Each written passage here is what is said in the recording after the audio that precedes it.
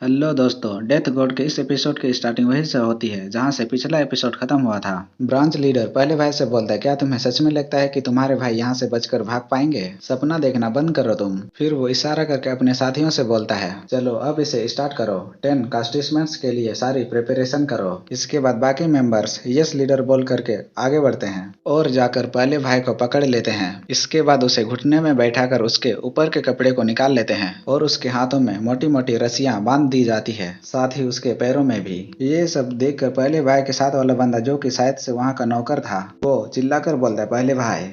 उसे देखकर branch leader बोलता है, कुछ भी करने का सोचना भी मत, नहीं तो तुम्हें भी सजा दिया जाएगा। इसकी बातों को सुनकर वो बंदा भी वहीं पर चुपचाप खड़े हो जाता है। इसके बाद वो ब्रांच लीडर बोलता है, हाँ बिल्कुल ऐसे ही खड़े रहो। अगर तुम यहाँ पर नहीं होगे तो इसकी बॉडी के छोटे छोटे टुकड़ों को कलेक्ट करने के लिए कोई नहीं होगा। इसकी ऐसी बातों को सुनकर वो बंदा कुछ नहीं बोल पाता।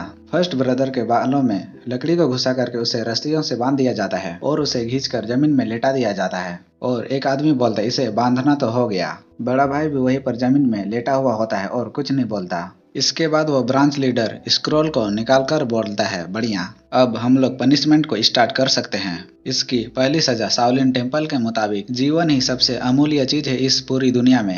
हेवन ही अपने द्वारा दी गई जिंदगी को वापस ले सकता है, ना कि कोई इंसान दूसरे इंसान को मारकर उसकी जान को लेगा। इस वजह से शाओलिन इसकी एक आंख को ले लेगा, क्योंकि इसने दुनिया को अच्छी नजर से नहीं देखा। ये सब तुम्हारे कर्मों की सजा है, इसलिए तुम किसी को भी ब्लेम मत करना। इसी के साथ वो अमिताभा बोलता है और उसके साथ ही उसकी एक आंख को निकालने लगते हैं। पहले भाई को बहुत ज्यादा तकलीफ होती है, लेकिन वो जरा सा भी नहीं चिल्लाता। इसे देखकर ब्रांच लीडर अपने मन में सोचता है, अरे यार, इसने तो जरा सा भी नहीं चिल्लाया जब इसकी आंखें निकाली जा रही थी। ये कितना खतरनाक बास्टर्ड है, इसमें कोई शक नहीं कि ये एक असासिन है। तभी उसके साथी बोलते, हमारा काम पूरा हो गया। इसकी दूसरी सजा वुडांग सेक्ट के मुताबिक तुम्हारा दिल पूरी तरह गंदगी से भरा हुआ है और तुम्हारे 9 अंग डीमन से भरे हुए हैं। हम भगवान से प्रार्थना करते हैं कि वो इसके अंदर से सारे डीमंस को भगा दे, ताकि गॉड के अंदर से निकलने वाले फायर से सारे के सारे एविल मर जाएंगे। जबकि तुम्हारे सिर्फ एक आंख को ही निकाला गया है, तुम्हारी जिंदगी अभी भी खुशी से बीत सकता है। और उसका एक साथी उसके दूसरे आंख को भी निकालने लगता है। उसे एमी सेक्ट की तरफ से तीसरी सजा सुनाई जाती है।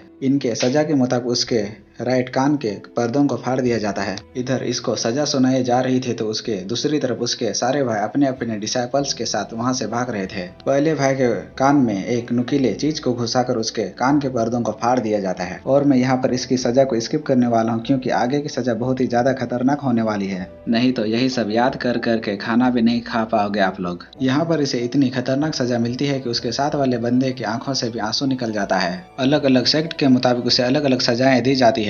10वीं सजा उसे बेगर यूनियन की तरफ से मिलती है, जिसमें कि उसके ऑक्यूपेंट को डिस्ट्रॉय कर दिया जाता है। और दूसरी तरफ उसके चारों भाई अलग अलग दिशाओं में अपने अपने डिसाइपल्स के साथ भाग जाते हैं। हमारा सीन फिर शिफ्ट होकर दूसरी तरफ जाता है, जहाँ पर एक भाई अपने घोड़े से भाग रहा था और ये पांचवा भाई होता है। वो सामने किसी चीज को देखकर शॉक हो जाता है, फिर अपने घोड़े को एकदम से खींच करके रोक लेता है। वहाँ पर सामने में 2 बंदे होते हैं और वो उनसे बोलते हैं, मेरा घोड़ा लगभग तुम्हारे ऊपर चढ़ ही गया था, प्लीज तुम दोनों रास्ते से थोड़ा साइड होकर चलो। एक बंदा उससे बोलता है, हम दोनों बहुत ज्यादा भूखे हैं, हमारे पास चलने तक का भी ताकत नहीं है, प्लीज हमारी मदद करो। दूसरा बंदा उसे कुछ मांगते हुए बोलता है, सर प्लीज हमें कुछ दे दो। पांचवा भाई उन्हें एक सिक्का देते हुए बोलता है, अब तुम दोनों रास्ते से थोड़ा साइड होकर चलना। वो सिक्का पाकर ये दोनों बहुत ज्यादा खुश हो जाते हैं, फिर उसे झुक करके थैंक यू बोलते हैं और पांचवा भाई भी वहां से निकल जाता है।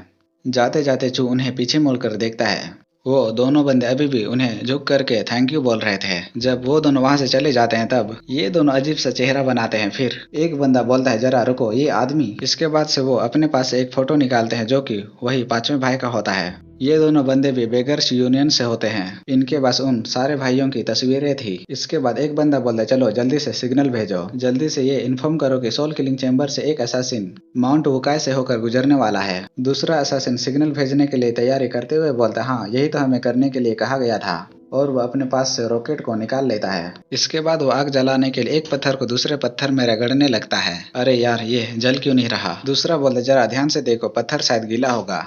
और पहले वाला बोलता, हाँ लगता तो ऐसा ही है। उसी समय उनका ध्यान दूसरी ओर जाता है, जहाँ पर से पांचवा भाई अपने घोड़े से उनकी ओर तलवार निकाल कर बढ़ रहा था और वो उनके पास जाकर अपनी तलवार से एक का सर काट कर उड़ा देता है। दूसरा बंदा अपने साथी को मरते देख एकदम से खड़े होते हुए बोलता है, तुम बास्टर्ड कहीं के, पांचवा भाई वापस से अपने घोड़े को पीछे की ओर घुमाता है और वो इस वाले बंदे की तरफ भी बढ़ने लगता है। सामने वाला भी अपने पास से लकड़ी के डंडे को निकाल करके खड़ा हो जाता है और बोलता है, आ जाओ तुम कमीने कहीं के। लेकिन पांचवा भाई उसके पास जाता है और उसे आसानी से काट कर मार देता है। इसके बाद हमारा सीन फिर कुछ समय बाद शिफ्ट होता है, जहाँ पर पांचवा भाई बाहर की तरफ देख रहा था। फिर वो चू की तरफ देखता है, जो कि वहाँ पर एक बेड में चुपचाप बैठा हुआ था, और वो उससे बोलता है, तुमने अभी तक मुझसे कोई भी सवाल क्यों नहीं पूछा? क्या तुम्हें नहीं जानना कि यहाँ ये सब क्या चल रहा है? तभी चुप बोलता है, अगर ये सब मुझे जानने का होता तो आप मुझे बिना पूछे ही पहले ही सब कुछ बता देते। पांचवा भाई इसकी बातों को चुपचाप सुनता है। इसके बाद वो बोलता है, हम लोग सेंट्रल प्लेन से भागने की कोशिश कर रहे हैं कि जहाँ पर कि हम लोग 9 ग्रेट सेक्ट और 1 यूनियन से बच कर रह सके। मैंने तुमसे पहले प्रॉमिस किया था कि हेवन स्लेइंग सेक्ट अब से तुम्हारा पीछा नहीं करेगा, लेकिन तुम्हें दोबारा से ऐसे भागना पड़ रहा है। हेवन स्लेइंग सेक्ट वही सेक्ट होता है जिसके बंदे को चू ने मारा था। इसी के साथ चू बोलता है, क्या ये लोग हेवन स्लेइंग सेक्ट से भी खतरनाक हैं? पांचवा भाई बोलता है, ये वो लोग हैं जो कि हेवन स्लेइंग सेक्ट का एक ही रात में पूरी तरह से तबाह कर सकते हैं। मेरे दूसरे भाई और मैं, साथ ही तुम भी, हम सारे के सारे अभी बहुत ही डेंजरस सिचुएशन में हैं। चू चुपचाप उसकी बातों को सुनता है। फिर वो बोलता है, मेरे पास आपके लिए एक सवाल है। पांचवा भाई बोलता, और क्या है वो? और ये बोलता, मुझे आपको क्या बोल के बुलाना चाहिए? पांचवा भाई इसकी बातों को सुनकर कुछ नहीं बोलता। थोड़ी देर बाद वो बोलता है, तुम मुझे मास्टर बुला सकते हो। अगर हम लोग यहाँ से बच कर के निकल पाए तो मैं तुम्हें मार्शल आर्ट के बारे में सिखाऊंगा। और जो इसकी बातों को सुनकर कुछ नहीं बोलता। उसी समय वहाँ का दरवाजा खोलकर एक बंदा अंदर आता है। उसे देखकर पांचवा भाई उससे पूछता है, क्या तुमने हमारे लिए बोट का इंतजाम कर दिया?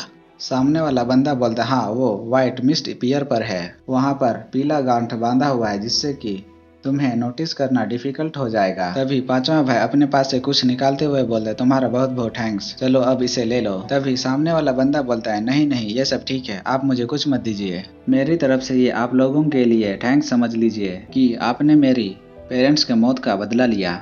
ईमानदारी से कहूँ तो इतना मेरे लिए काफी है। पांचवा भाई उसके कंधे में हाथ रखते हुए बोलता है, थैंक यू। और सामने वाला बंदा बोलता है, प्लीज अपना ख्याल रखिएगा। ये बोले, तुम बाहर बंधे हुए घोड़ों को रख सकते हो, हमें अब उनकी और ज्यादा जरूरत नहीं। और वो चू से बोलता है, चलो अब यहाँ से। चू भी यस मास्टर बोल के उसके पीछे पीछे चल देता है। दूसरी तरफ बेगर्स यूनियन का ब्रांच लीडर अजीब सा मुंह बनाते हुए बोलता है, यहाँ तक कि हमने उसके आंख, कान, बाजू और पैर भी काट दिए, लेकिन तब भी वो जर्रा सा भी नहीं चिल्लाया। मैंने इस तरह का इंसान आज से पहले कभी नहीं देखा। 10 कास्टिसमेंट्स ऐसा कुछ है जिससे कि इसे एग्जीक्यूट करने वाला भी पूरा नहीं देख सकता।